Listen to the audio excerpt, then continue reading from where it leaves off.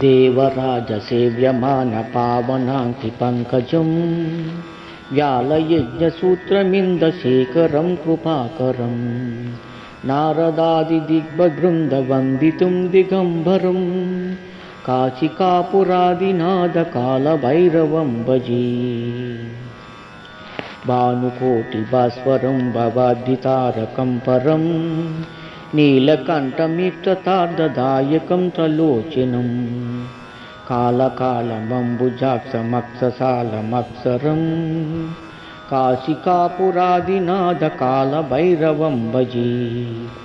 सोलटङ्कपाशदण्डपाणिमादिकारणं श्यामकायमेतदेवमक्षरं निराययम् भीमविक्रमं प्रभुविचित्रताण्डवप्रियं काशिकापुरादिनाथकालभैरवं भजे। भक्तिदायकं प्रशस्तिसारविग्रहं भक्तवत्सलं चिरं समस्तलोकनिग्रहं निर्वनन्मनोज्जखीमकिङ्किनीलसत्कटिं काशिकापुरादिनाथकालभैरवं भजे। धर्मचेतपालकं स्वधर्ममार्गनाशनं कर्मपोषमोषकं सुशर्मदायकं विभुं स्वर्णवर्णकेशपाशशोभिताङ्गनिर्मलं काशिकापुरादिनाथकालभैरवं भजे।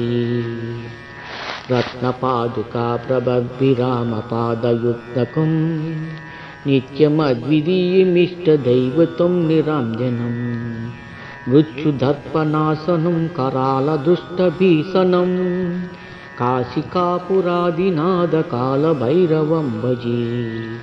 अट्टहासभिन्नपद्मदण्डकोशसन्ततिं दृष्टिपातनष्टपापजालमाग्रशासनम् अष्टसिद्धिदायकं कपालिमालिकं दरं काशिकापुरादिनाथकालभैरवं भजे।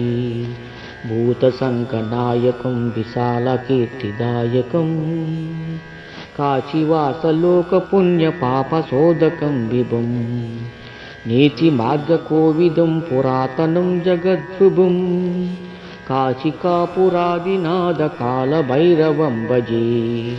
कालभैरवाष्टकं पठन्ति ये मनोहरं ज्ञानमुक्तिसाधकं विचित्रपुण्यवर्धनं शोकमोहलोभधन्यकोपतापनाशनं त्रिप्रयन्ति कालभैरवाङ्घ्रिसन्निधिं ध्रुवम्